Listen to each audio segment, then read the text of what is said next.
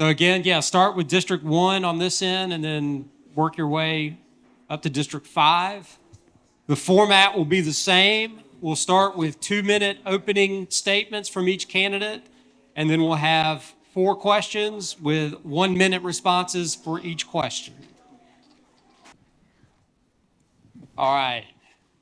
So again, these are our candidates for school board running in District 4 and 5. Thank you again for being here this evening. I want to echo again, appreciate you standing up and putting yourself on the ballot. It's not an easy thing to do for a lot of folks, so appreciate the commitment that you're making to our community and for you being here tonight. So again, we'll start off 2-minute opening statements, moving on down the line, and then we'll start with our questions. So Rich, you're up first. My name is Rich Holznick. I'm a candidate for School Board District 4. I'm doing this for one reason and one reason only. It's for the kids. It's for our children. I believe that children are a heritage from God, and I believe that they need they're the hope and the future of our nation. They need to be protected. I believe I am uniquely qualified for this position on school board. Number one, I'm a 28-year combat veteran. I flew airplanes for the Navy, over 5,000 hours in conflict areas all over the world. Number two, I come from a family of teachers. My mom and dad were public school teachers. My wife was a public school teacher. Both sisters, a brother. Between my immediate family and my in-laws, we're talking 10 public school teachers. I know the challenges. I know the rewards. Number three, I have 4 children that are graduates of the Escambia County Public School System, K through 12.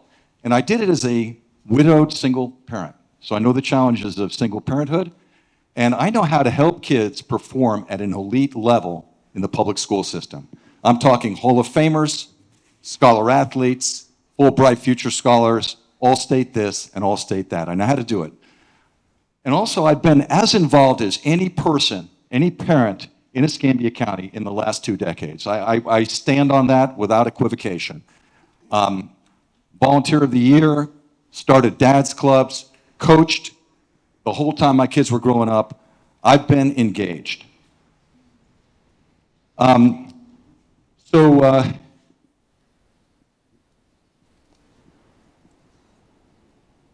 is whittling down. I'll defend our children like I defended the nation. And I'll put military eyes on target on local problems. Like I did while I was in the military. I would be an asset to this school board. I hold a conservative biblical worldview, and I look forward to working in the trenches like I've been doing. In fact, today is a school board night. This is the first night in 18 months that I have not been at a school board meeting. I've been in the trenches. I go to school board meetings, okay? It's another thing that distinguishes me from some of the other candidates here.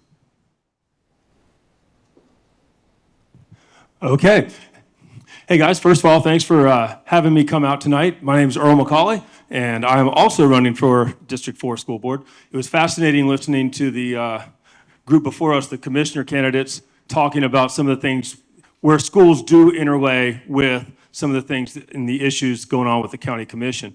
One of the biggest is to keep people here. So if young people, young professionals especially, want to move to Pensacola, we have to have schools that can accommodate them, and we want the schools to be as good as they possibly can be. I'm a 22-year veteran school teacher. I'm the current, I guess last year's Teacher of the Year at Gulf Breeze High School. I've been a Pensacola News Journal Coach of the Year for boys lacrosse 4 of the last 6 years.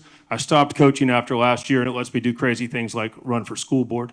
I've taught in 4 different states at 6 different high schools. I've taught inner city Memphis. I've taught at Gulf Breeze High School, Chapel Hill High School, and various and other sundry places. I've seen what works. I've seen what doesn't work, and I know the issues that are going on.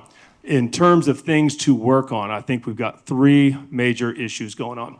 One, and this is going to be a national problem, teacher retention. Anything that doesn't talk about teacher retention is going to be remiss. And it's not just pay. There's some things that we can do that don't require redoing the entire budget for the world. One of them is something called a stay interview. We have something else where we can do micro certifications where a teacher can go get, for example, an ESOL certificate and then come in. We can pay them for these things and it will make them much more happy and more likely to stay. If you don't know this, teachers in Florida, pretty much across the state, get a raise after 11 years. So tier 0 and year 11 get paid the same thing. Then you go up about $200. It's insanity. So the other thing, and the reason I actually got involved with the race, involved the books. I'm a literature teacher. I am the sponsor of the literature club. I teach AP English, and my pass rate's around a 97%.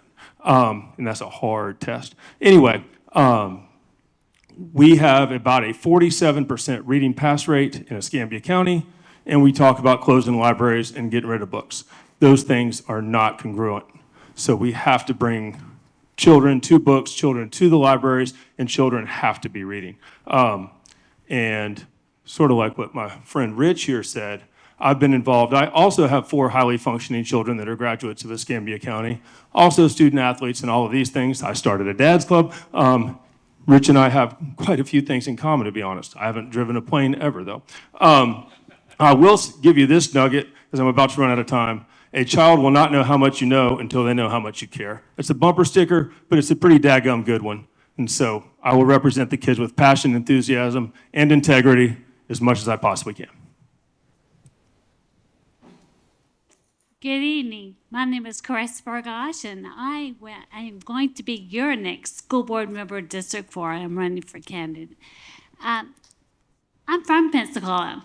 I think Walker had mentioned earlier about the Pensacola pilgrimage. Well, I did that, but I first went to schools here, graduated from PJC, formerly PJC, now PSC, on a scholarship, went to UWF, and then went to, I went on a pilgrimage to, my husband joined the Marine Corps, so we went to Memphis, Tennessee. I taught there for a few years, and then I got a graduate degree in counseling services. And then from there, I went to Okinawa, Japan, and Virginia. But came back to Pensacola and was able to spend some time in the Escambia County School District. I've also been a PTA mom, a director of a mentoring program, and very much so that I'm also a member of the school board. I was fortunate enough to be selected and chosen by the former governor to replace a sitting board member on the emergency vacancy. So I have the experience, not only the experience of working on some of the same issues that are still going on. We need to make sure that we are doing that. Let me look at my notes, I'm sorry. Discipline. That's one of the major issues. I'm in schools on a daily basis, and I talk to parents and teachers every day about discipline, what we can do. I have a plan to what are some things that we can do to help improve that. The number one concern also is bullying. We know that bullying is a major issue with mental health, and so we want to go ahead and try to focus on that. I have been not only 3 decades of experience as a teacher, but I'm also a mom. My boys are now graduates of Escambia County Schools, and I'm very proud of them. I would like to, just like the governor trusted me and chose me, I'm asking you to trust me and choose me for Escambia County School District Board. Thank you. My name is Brian Ranelli, and first, of course, I want to thank Pensacola Young Professionals and the Chamber for having us here this evening. Unfortunately, I'm about 3 years from aging out of joining Pensacola Young Professionals, but I am a member of this year's Leadership Pensacola class, and I promise to do you well. Again, my name is Brian Ranelli, and I'm proud to be a lifelong native of Pensacola, Florida. When I took over R.C. Lipscomb Elementary School, it was an average elementary school. When I left it 10 years later, It was a 5-star A school with the highest test scores in the state and nation. People were coming from all over to see what we were doing. We had 47 business partners in education.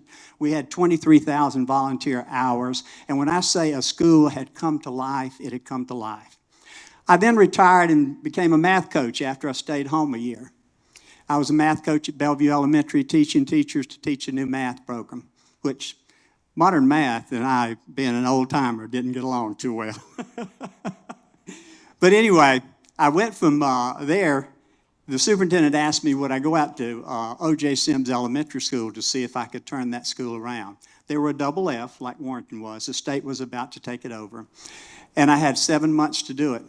And I sat down at my desk and I said, we've got to have a plan, and we've got to have a plan that works now. And it's all on me.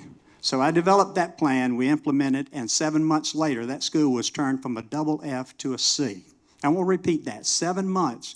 You can count on this hand how many people in the state of Florida have done that. I'm a proven educational leader. I love the Escambia County School District. I want to continue to be an integral part of it. I want to be your board member, and I want to bring that skill set that I have to the board to make the Escambia County School District the best it can be for boys and girls. I have one motto: is this what's best for the boys and girls that's placed in our care? And I'll carry that motto to the board. Thank you. Good evening. My name is Joshua Luther. I'm running for school board in District 5 because I wanted to offer a biblical worldview. The world is broken, and we're all here because we're looking for solutions to that brokenness. God is a good and gracious God, and he provided for the brokenness of our world in the form of 4 institutions of government. The first is self-government, family government, church government, and finally, civil government.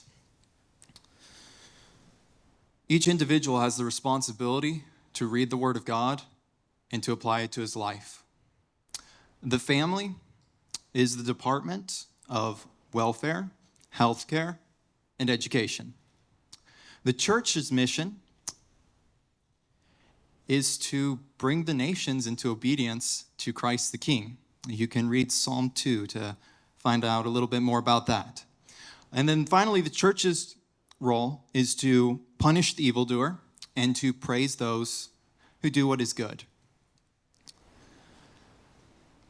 In a body, there are many parts. Each part has its own function, and it's good at the things it's made to do. Hands are very good at picking up tacks. Eyeballs, not so much. You're gonna have to trust me on that one. I want to take an example from the Bible. When Nehemiah was rebuilding the walls of Jerusalem, he had his men out there, and they had a trowel to rebuild the wall, and they had a sword to protect their work from enemies. Individual self-government, family government, and church government is that trowel which we build God's kingdom. The government is a sword by which we protect our labors from those who hate Christ our King.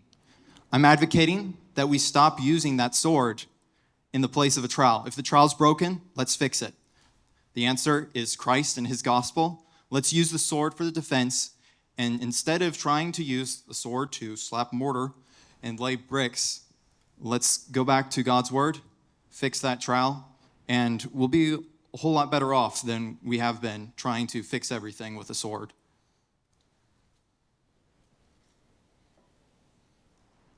I'm Jim Taylor. I'm running for school board in District 5. I think if you probably looked up in the dictionary a picture of an old coach, you'd probably see my picture there. Well, I'm the one up here who's taught everything from theater arts to advanced science. I was a state master teacher. I have 5 current teaching certifications. I have been all over this county with the last several years of my career as a school social worker for the north end of the county. I made sure children had food, clothing, and shelter. I worked a lot with Carissa with the NAS Christmas party to make sure children had gifts. I worked with the Commissioner Ragash when he was on the school board to make sure things were done. I didn't just start attending school board meetings because I'm running for the school board. I went to them while I was an employee and offered ideas find out what was going on, see what we can make it better. I also worked with Judge Burgosh when he was on the board, and he and I came up with some pretty good plans. And I'll have to tell you, one time I was in a pickle because I had the school board wanting me to give a presentation and the superintendent not wanting me to give a presentation. So since I was an employee, I had to go sit down. But we're not going to quit. We're going to make sure this is the best school system in the state. Now, recently got recognized by Don Gates at the Republican Executive Committee meeting. And the reason he recognized me there was when he was a board member for Okaloosa County, and then he ran for superintendent, I got to hang around with him. I got to talk to him. I got to pick his brain. And I saw what he did for Okaloosa County. He turned it in from a mediocre school system, which is what we have now at best. When you're 57 out of 67, that's not good. That wouldn't have worked when I was coaching. So I listened to what he said. I watched what he did. And we can do some of those same things in Escambia County school system. We don't have to be in the bottom 10. We're going to be in the top 10. And you're not going to do that by doing the same things you've always done. If you keep putting the same type middle management in there, the same type people who stuck in the mud, do the same thing. You know, one of the definitions of stupid is if you do the same thing over and over and expect different results. You're not going to get different results. You're going to get the same mediocrity that you got. Now, I got 3 little grandbabies. I know some of y'all have grandchildren, but I'm the only one that got grandbabies, okay? And they mean the world to me. And I have led this charge against the dirty books. I have spoken out repeatedly against them. I've even been recognized by the county commission on numerous occasions for my work with young people and coaching teams outside the school system as well as teams in the school system. We have got to have somebody that not only understands the academics and the personnel aspects of it, but the extracurricular aspects. There is nobody in here in the running for District 5 that has the extracurricular experience that I have. I've won championships in 4 different sports at 2 different levels. And I promise you, I will not be a desk jockey. All my career, I've been out in the field, hands-on. And I promise you I'll continue to do that in District 5 as your school board member. Thank you.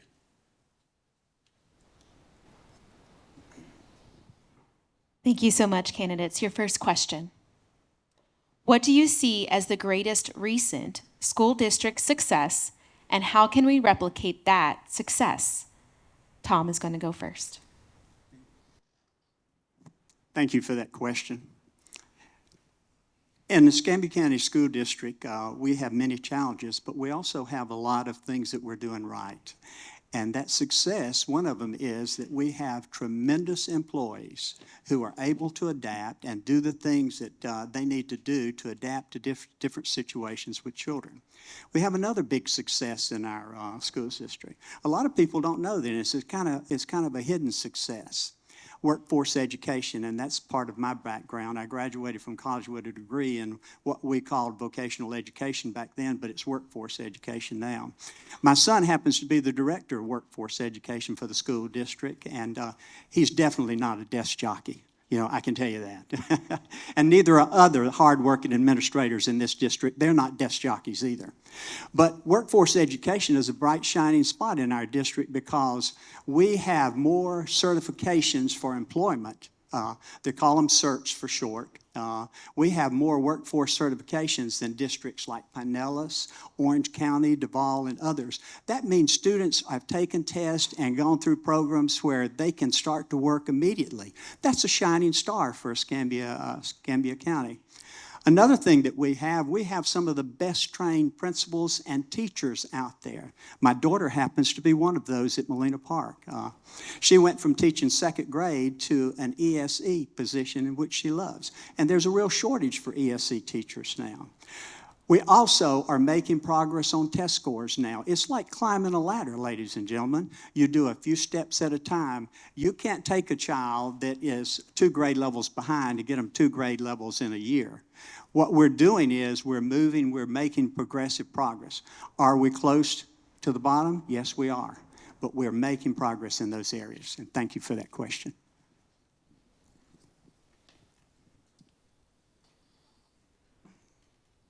I'm thankful that the public schools have something of a sports program. It needs a lot of work. Believe it or not, little boys were not created to sit at desks all day. They were made to run around, chase balls, beat each other up, and then apologize afterwards. Any success that we contribute to the public schools comes at the expense of tax dollars. I mean, for Pete's sake, we could take the kids on a field trip to the moon. We would just, all of us citizens would be in really big trouble. Property taxes would go through the roof. You can build with a sword. The best way to do it is take your sword, point it at your neighbor, and say, use your trowel and build for me. That's what the public school does when it provides, amazing opportunities. It's taking other people's stuff without their consent and giving and say, aren't I such a nice person? Well, no, you took that from someone else, you're not.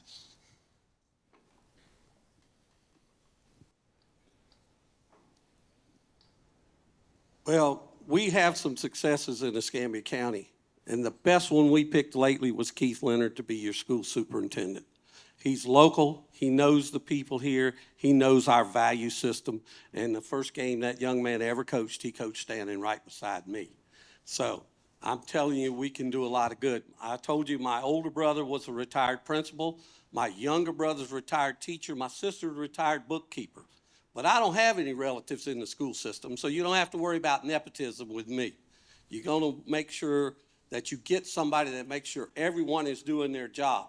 And if everything was wonderful in the Escambia County school system, we wouldn't be 57th in the state.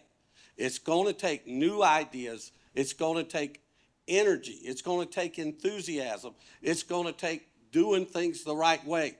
And I'm going to tell you, the governor was here recently and had a news conference at Pensacola State College for workforce. Do you know in District 5 who was the candidate invited by the governor to that? Me. When the governor came here and did his bill signing on the dirty books, do you know who out of District 5 was invited there? Me. I'm going to continue to do that. And they know my efforts. They know how hard I've worked within the school system and outside. I still do numerous food drives. I'm doing one in Century this weekend. I've done several with Michelle Saltzman and the sheriff and a number of people. People who are supporting my candidacy come out and help with those food drives. I have not seen any other member running for District 5 school board seat at any of those functions. I'm going to continue to make sure these kids have food, clothing, shelter, and shoes. A child cannot learn if he's afraid. He cannot learn if he's hungry. And he cannot learn if we don't get him there to school. So with your help, we're going to make some big changes. And the Escambia County school system is going to be in the top 10, not the bottom 10. I'd have to agree with one of the best victories we had recently with the appointment of Keith Leonard. We had someone else. We had Tim Smith, and he did not think like we did. The very first school board meeting I went to, I tried to read from one of the books, but I wasn't allowed to. It would have been a violation of FCC regulations because it was live streamed. Senator Kennedy from Louisiana later read from the same book. Some books have no redeeming value. Some books are age inappropriate. Some books are developmentally inappropriate. What we had was a total 180 disconnect between our former superintendent, Tim Smith, and the media specialist, and the book review committee, because every book was approved for retention. But when it was examined by the school board, there was a 5-0 vote to remove every single one of those books. And that needed to be fixed, and it was fixed when the school board, in a very amazing way, got rid of Tim Smith and appointed Keith Leonard.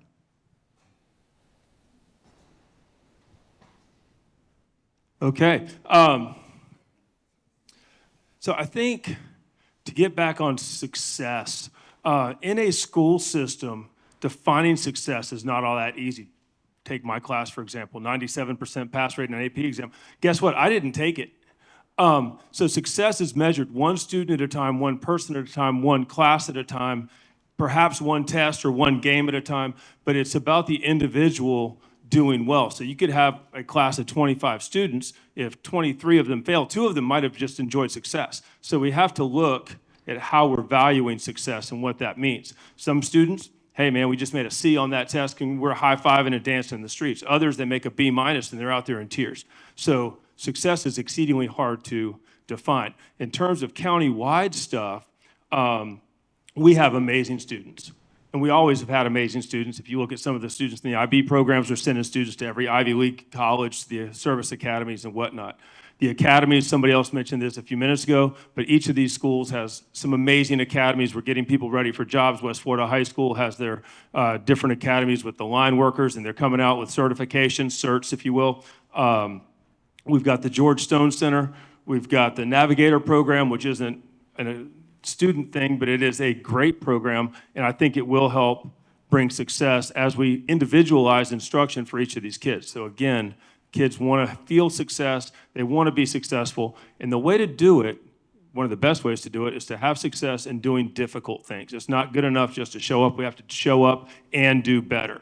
And as has been mentioned before, being 57 out of 67 is not doing better. We have to enjoy success, one student at a time, one block at a time, and moving it forward. Thanks. Thank you for that question. Escambia County School District, we have a lot of successes, and we want to highlight those. One success was mentioned earlier many times, the career academies, or by workforce education. They're small learning communities where children get the opportunity to go out and explore their careers, explore to see if this is something they want to focus their education on. This gives our families a great choice in Escambia County. You know, if they are interested in a certain career academy that's not offered at their home school, they can apply for a transfer to another school that offers that. So what a great opportunity for families to feel confident, to feel comfortable, and feel like they are part of Escambia County School District.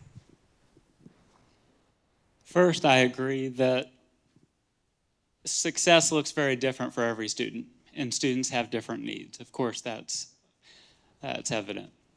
There are a lot of successes, career academies, Weiss Elementary. Our mayor was at my Rotary 2 weeks ago talking about Weiss Elementary, a community partnership school. I'll always advocate for career partnership schools and the value that those bring to our children. And I hate to be too critical, because when you're too critical, it's kind of like calling your friend's girlfriend ugly or something of that sort. So hate to do that. Look at the data. Our math and reading scores for elementary school are below the state average and well below our neighboring counties.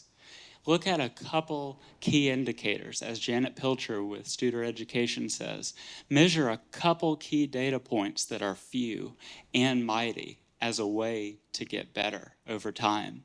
And then I mentioned accountability earlier. What does that look like? It doesn't just happen overnight. We don't go from 57 to top 10 overnight. Let's look to the best performing counties on a couple key indicators as a way to move forward. It's what you would do in business. It's what you would do to hold anything accountable.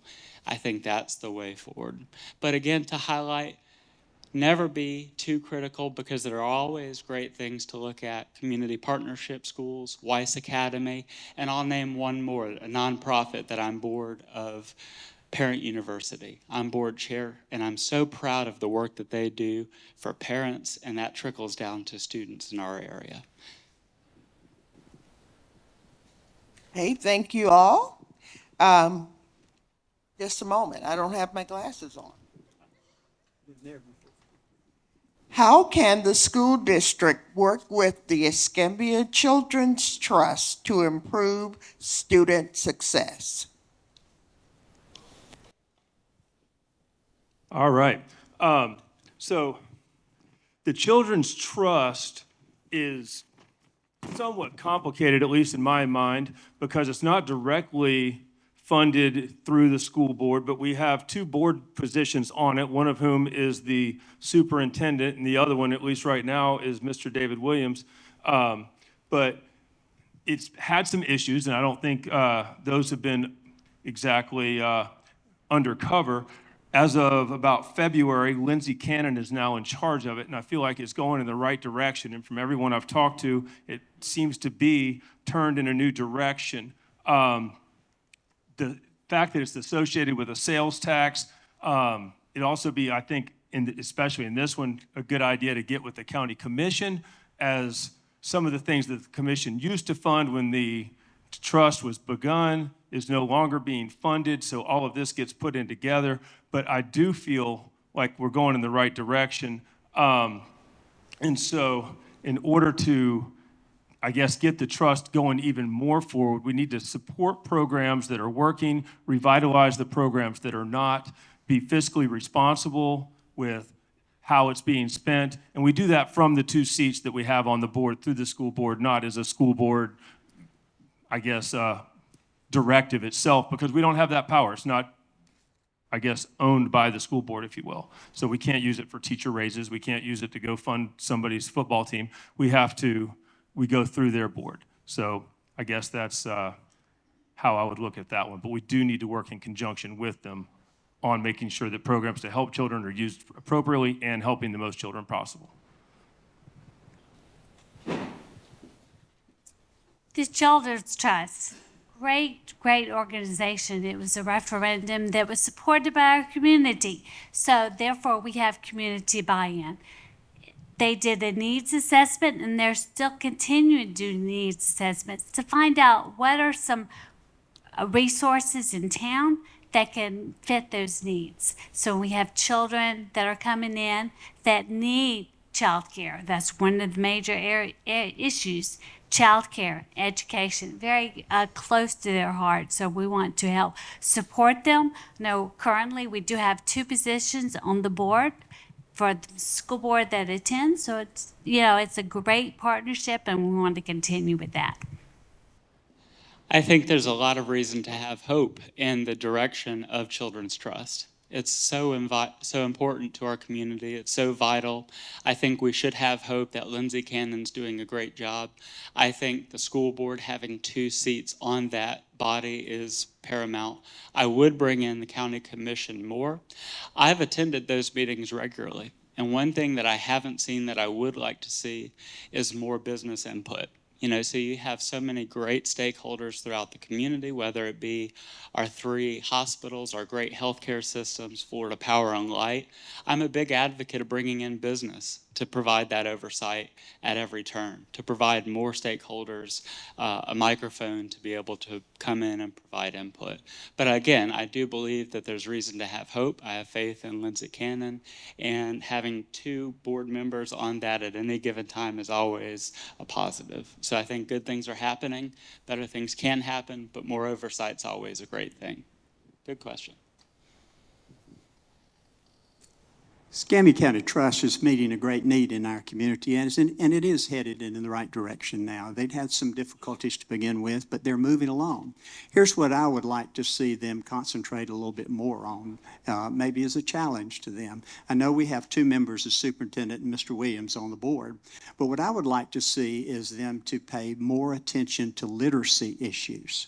Literacy issues are so important. If you let a child get to the 3rd grade and they're behind, say they're at the 1st and 2nd grade level, the percentage of losing them and them not graduating from high school is so high. So we've got a large pot of money here. And that large pot of money, and I'm sure the superintendent is doing this, and Mr. Williams is pointing out that anything that they do where they put that money that pertains to early childhood literacy would be a great big plus. Because we have so many children who start school who aren't ready. And so if we can target some of those children and get them to a point where they're better, then we spend a much greater chance of them succeeding rather than them not succeeding when they get to pre-K and kindergarten. Whether it's a program that encourages pre-K education, whether it's a program through a daycare center, or it's through a project and grant, however it is, encouraging that early literacy is very important. Thank you. Escambia Children's Trust is a Marxist LGBTQ plus affirming institution funded by theft. And I don't believe that the public schools should be partnering with them. They are enemies of Christ, which you can tell by their affirmation of the perversion of marriage. God gave us marriage as a picture of Christ's relationship with his church. That's why it's between one man and one woman. And when you blur those lines, you're messing with God's wedding picture. And that is a very serious thing. And I do not want to partner with enemies of Christ.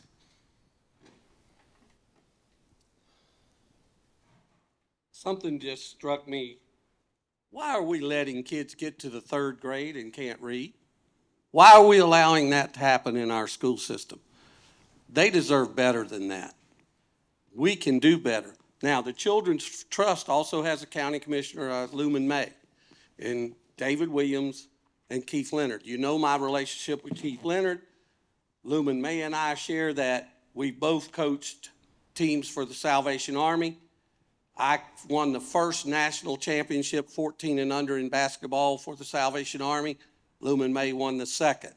He and I are good personal friends. David Williams and I coached with each other at Pensacola High and coached against each other in basketball. I knew David's father, Hollis Williams. Now, we can make a difference with the Children's Trust Fund, but they have wasted some money, people, and they have wasted a lot of money, and not a whole lot of good gets done. I'm telling you what we need to do before we give any organization any money. Say, identify who you're going to help with this money. Tell us what your goals are, and tell us what's going to happen if you don't accomplish those goals. I'm all for the Children's Trust Fund. I'm all for the children. But I want to know, what are you going to do with that money? Where's that money going to go?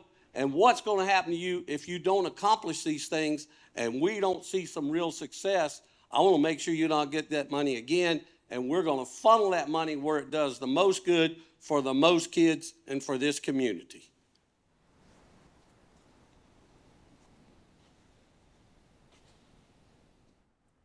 There's some things that money can't fix. And we've got a crumbling foundation. We talk about 57 of 67 counties. When my kids started school, all enrolled in Scenic Heights Elementary at the same time, Escambia County School District was number 5 in the state. So when my kids started, they were number 5 in the state. And now, when they finished, they're 57. That is, in aviation terms, an inverted flat spin, okay? And now, we can throw money at stuff, but we have a bigger problem, and it's actually a spiritual problem. The breakdown of the family, the revision of the family. When the foundation is destroyed, we're told, what can the righteous do? We need to rebuild the foundation. Now, what you measure, you can improve, and I'm all for that. And these corridors of concern and overlaid with money trying to target these areas, that's a good thing. But money won't fix everything, and you're never going to get if you have a spiritual problem, it's not going to be fixed by money.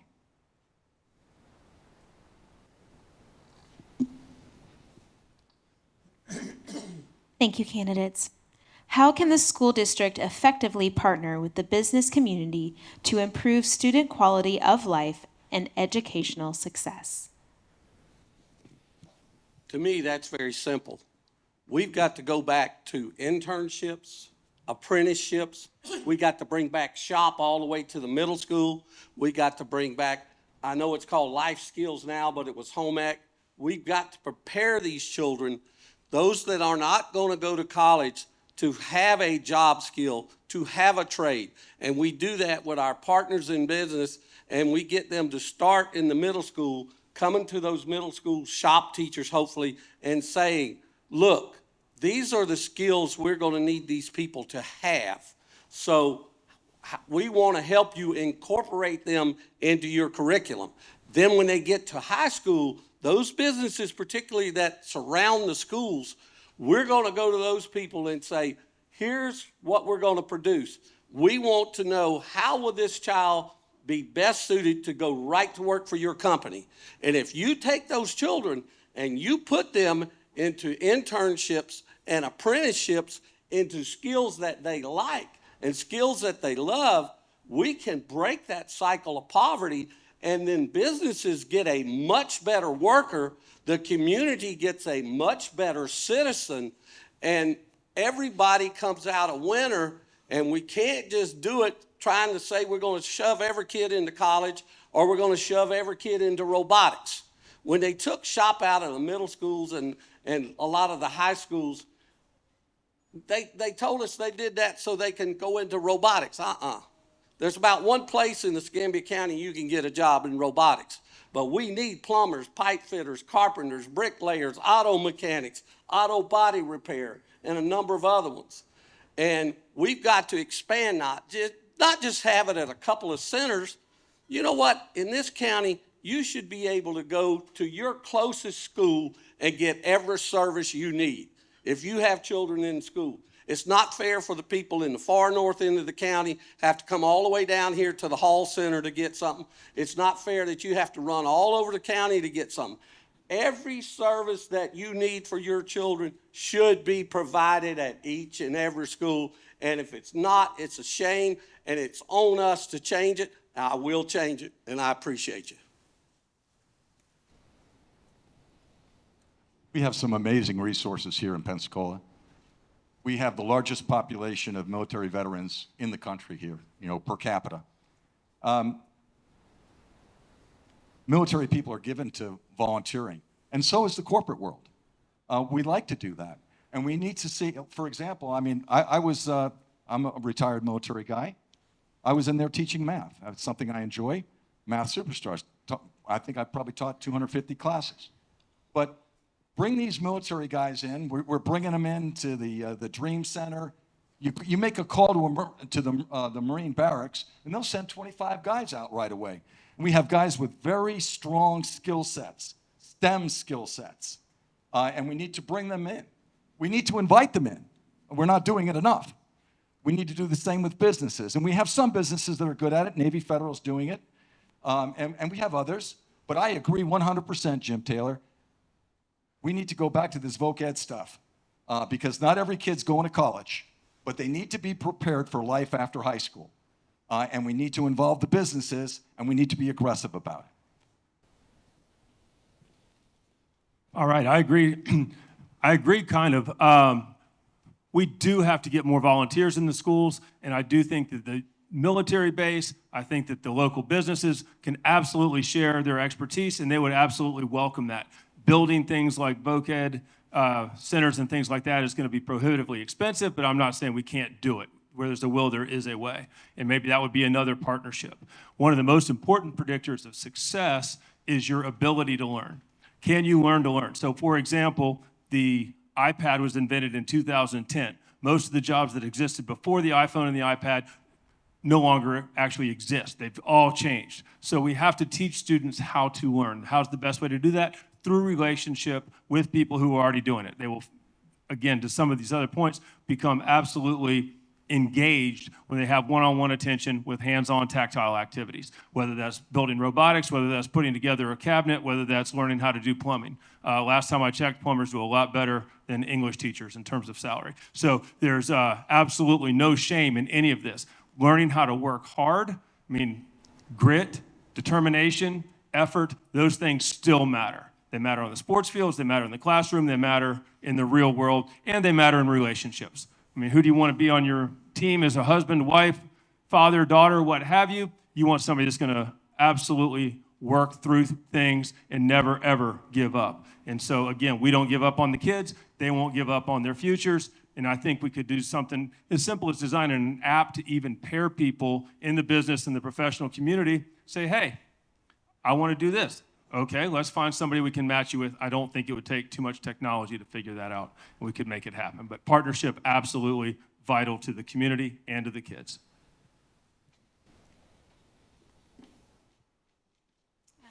I agree. Partnerships are a great asset to our families.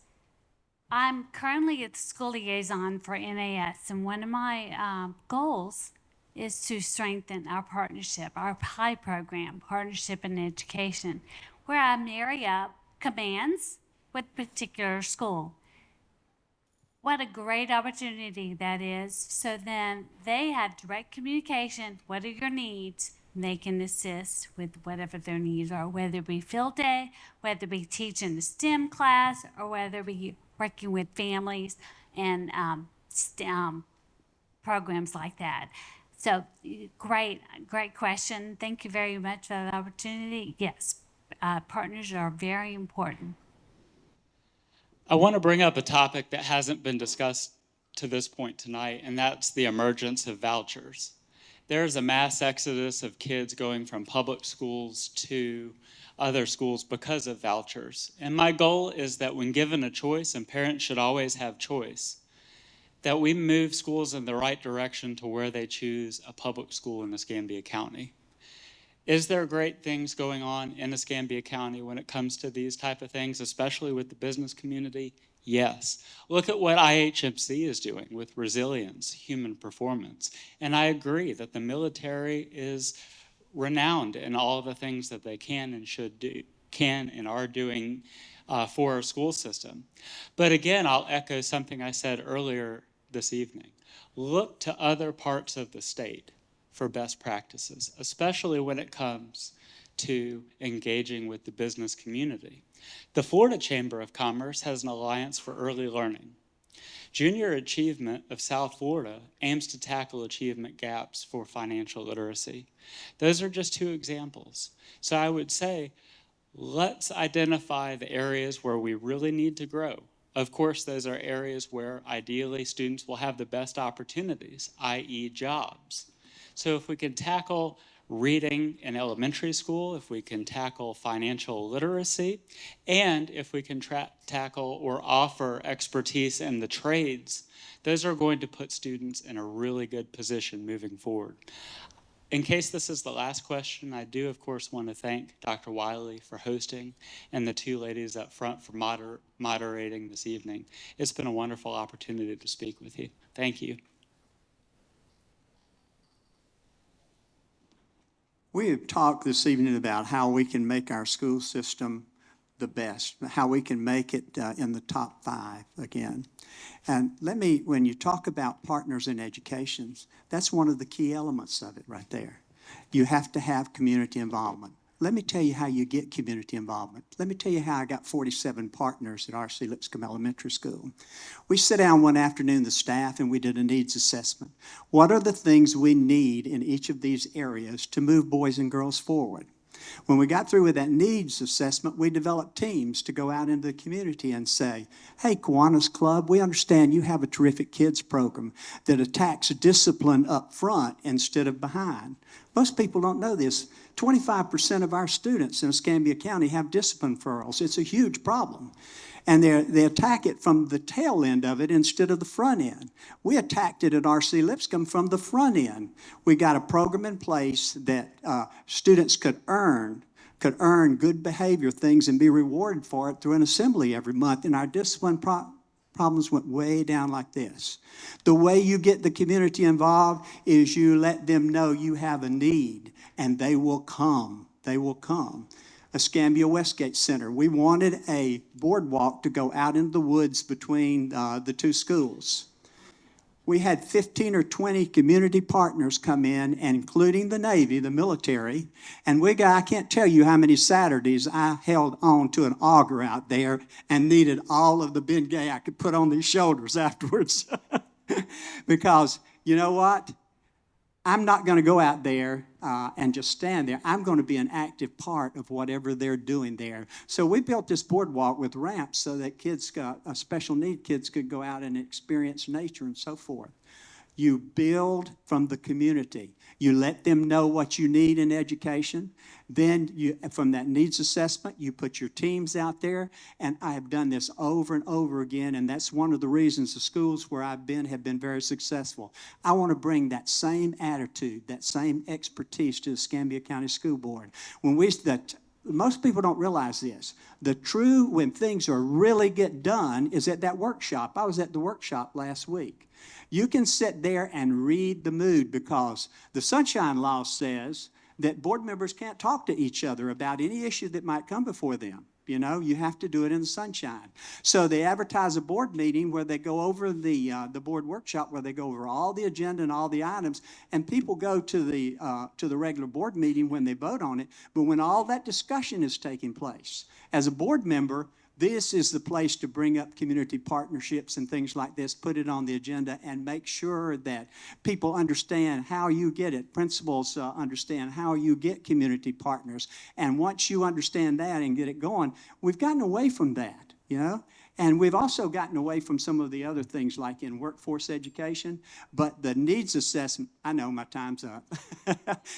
Can you tell I get excited about education? I'm going to bring that excitement to the Escambia County School Board. You wait and see. Thank you.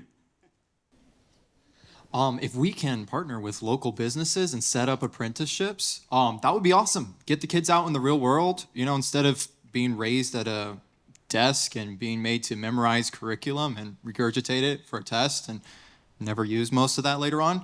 Teach them real life skills, have them mentored by godly men and women who aren't threatened with termination of their job if they praise the Lord Jesus Christ for his goodness. That would be really awesome. Another way we could partner with local businesses is by raising boys and girls who fear the Lord, who know they're created in God's image, and understand the purpose of man to know God and make him known, or as it says in Genesis, be fruitful, multiply, and subdue the earth. God gave Adam a job to tend the garden and to keep it.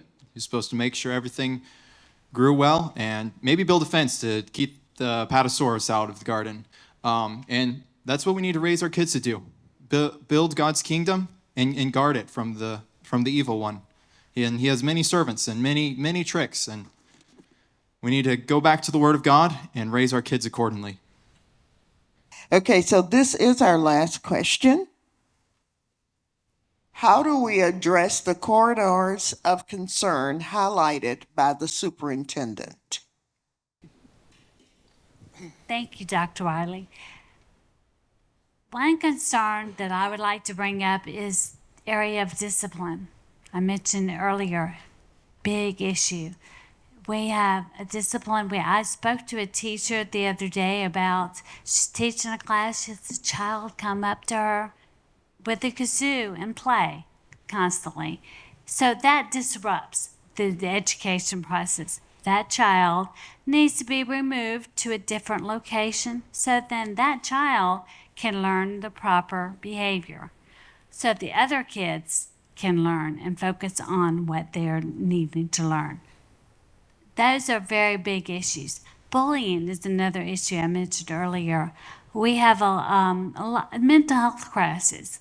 The suicide rates are going up. So we want to make sure that we have all the resources to help our children that are experiencing any mental health issues that we can address. I mentioned it earlier when I said our local law enforcement is critical when it comes to our kids. Our sheriff has left this evening, but we have the very best sheriff in the state. And I wholeheartedly believe that when we address safety, we need a law enforcement personnel in every single school in Escambia County. And that includes elementary, it includes middle and high school. I love it to think about when elementary school students get to know their resource officers, get to know law enforcement personnel. That kind of engagement, that kind of relationship building causes so many positive ripple effects that directly affect safety in our schools. So again, law enforcement in every school, and let's partner with law enforcement and the military to have relationships in our schools where appropriate.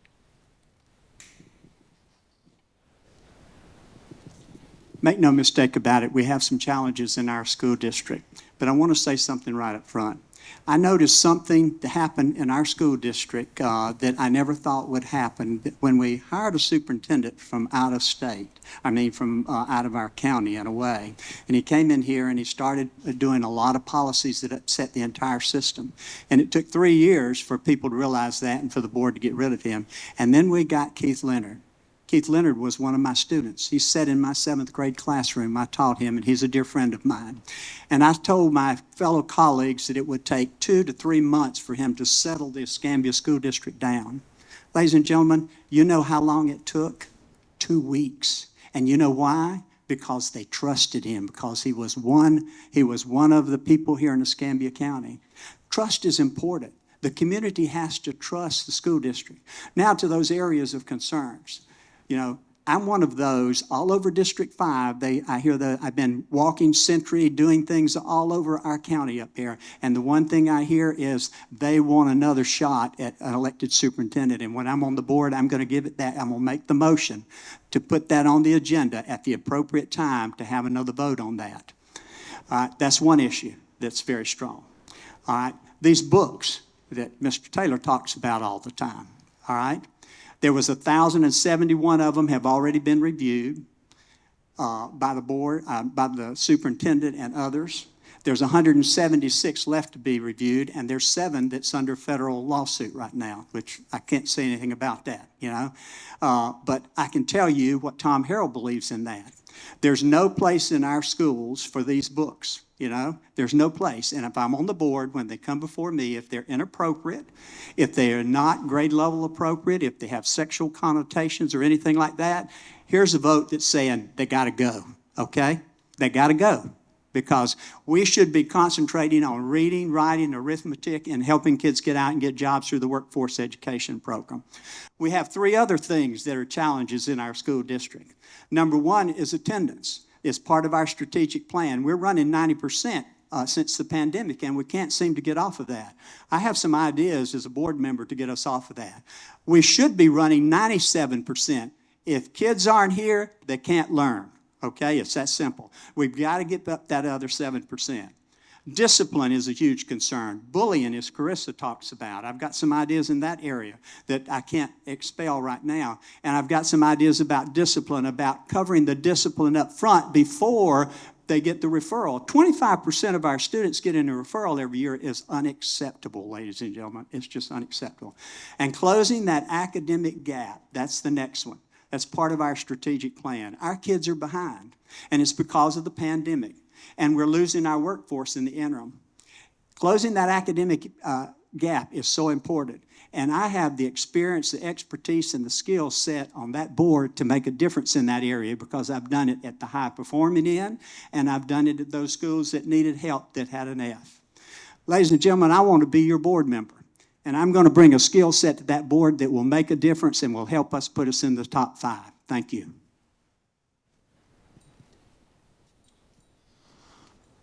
Back in the 1600s, Christianity was very prevalent. We were a very blessed nation. If you look at some of the laws from the 1600s from certain jurisdictions, they'll give the law, for instance, thou shalt not steal, and then give a Bible reference. It's that foundation that made America great. It's that foundation that produced men who are willing to lay down their lives for liberty. But we've despised those foundations. Our founding father, John Adams, said that the Constitution was not meant to govern, was only meant to govern a religious and moral people. We've thrown off religion, and morals are following suit. Moral capital only stays around for so long after you get rid of the income, the religion that sustains it. And then you get, quote unquote, corridors of concern.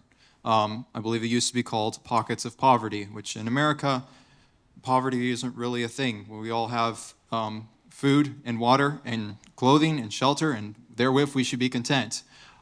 Physical poverty isn't really a thing, but spiritual poverty is very prevalent.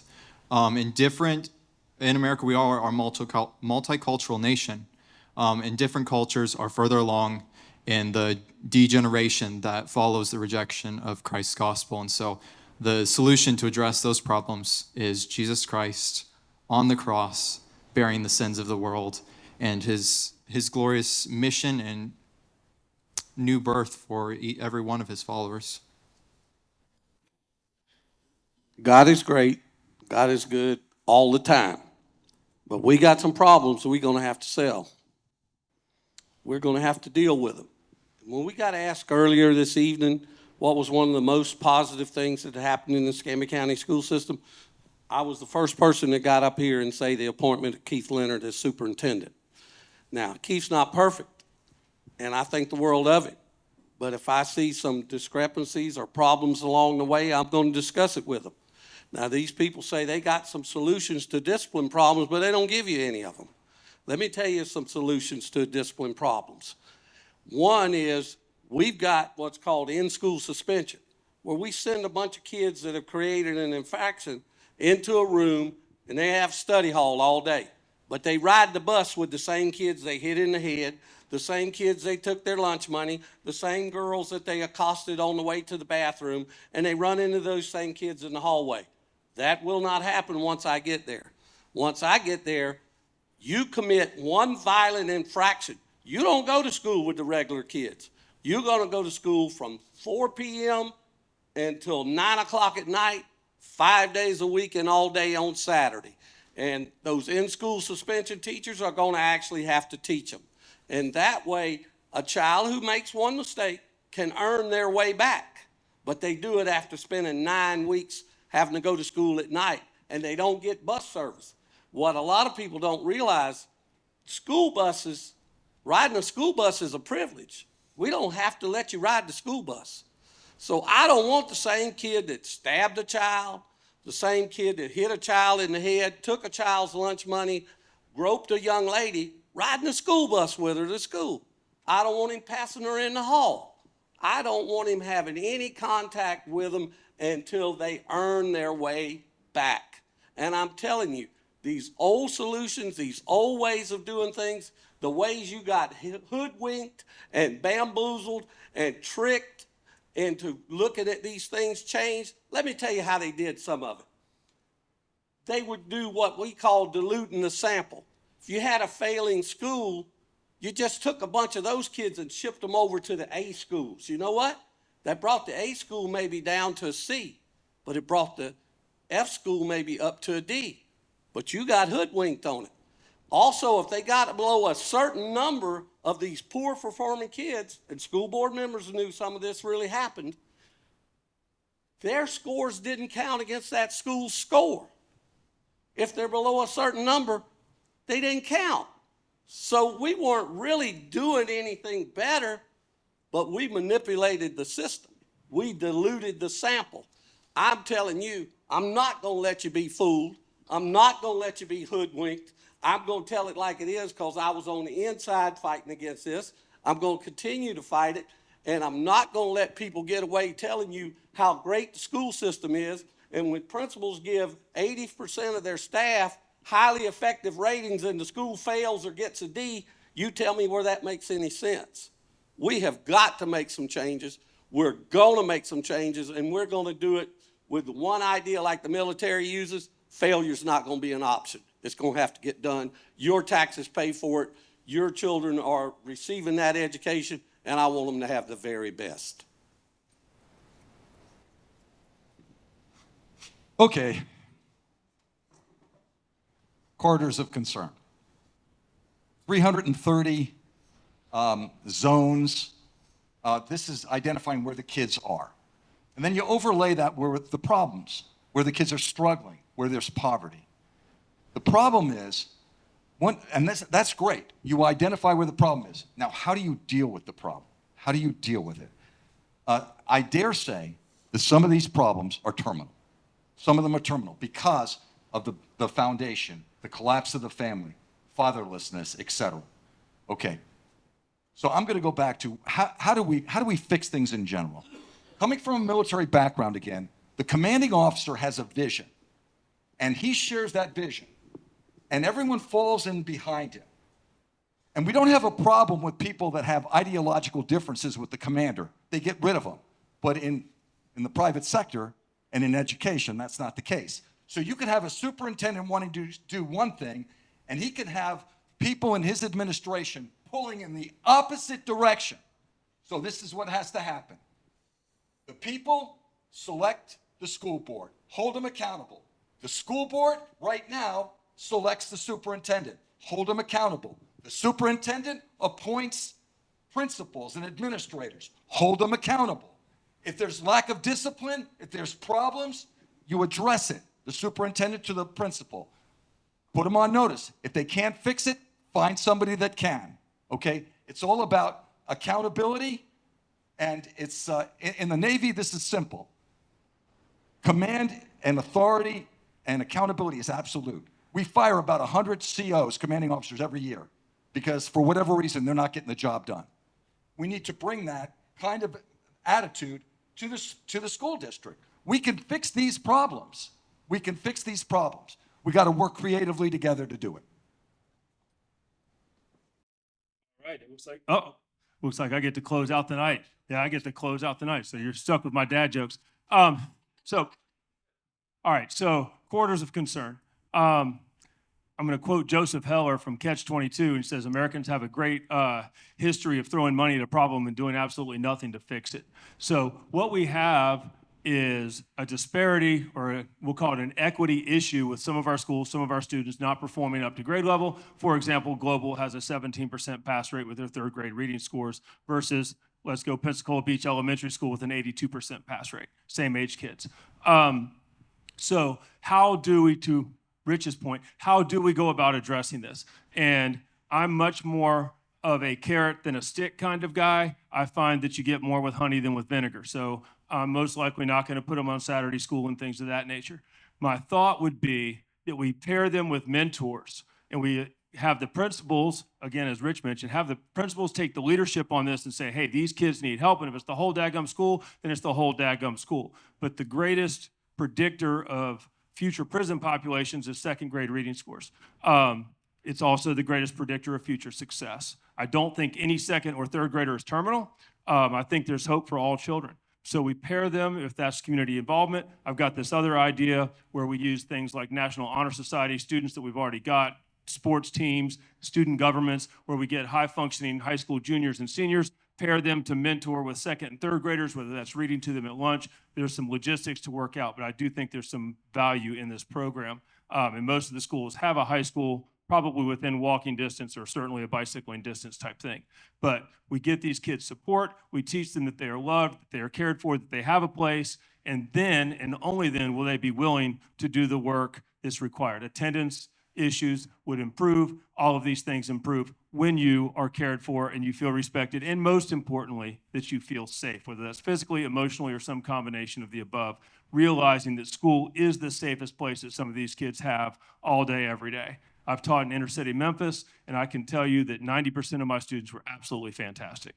And I still have relationships with some of them, and it's amazing. And the same thing can happen here in Pensacola and in the north part of the county. But we've got to show these kids that we love them and we respect them, and then they can perform. Anything else is not going to be sufficient.